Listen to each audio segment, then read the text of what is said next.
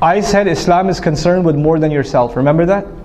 Islam by definition is concerned with more than yourself. If you say irka'u wasjudu wa'budu rabbakum, that's yourself.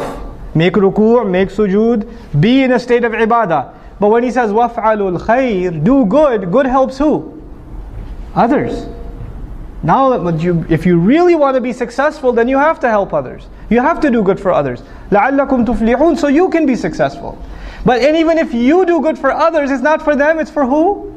Yourself. So our voluntary contributions in whatever way, shape or form are actually efforts to help our own selves.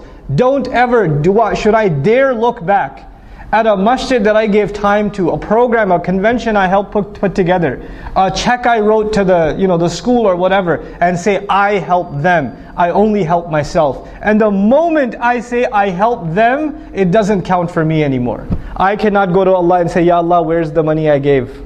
Allah will say, you already said it, you helped them. You didn't say you helped yourself. You can't have it both ways.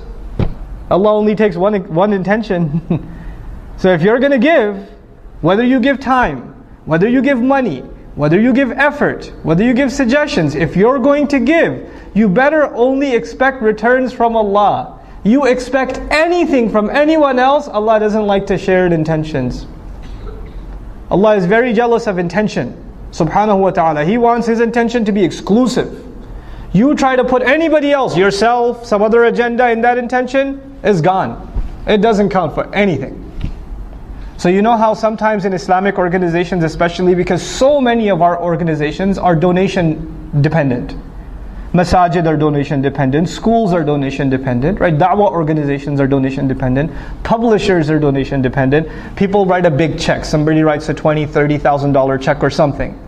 And then all of a sudden shaitan comes to them first of all and says, Mabruk. And then he says, hey, by the way, why don't you give them a suggestion about the color of the carpet? I mean, after all, you wrote a big check. You should at least have some weight in your opinion. And so you go and you give a suggestion. You didn't give a suggestion before you wrote the check, but all of a sudden, now your opinion just got $30,000 heavier. So you want to give an opinion. And you're expecting that your opinion will be taken a lot more seriously. Now why? Because you gave some money. Then your intention for giving the money was not Allah anymore. It was just to get your opinion to weigh a little more. That's all you will get out of that sadaqah. That's all you'll get. Is it worth it? Think about that. Just think about that.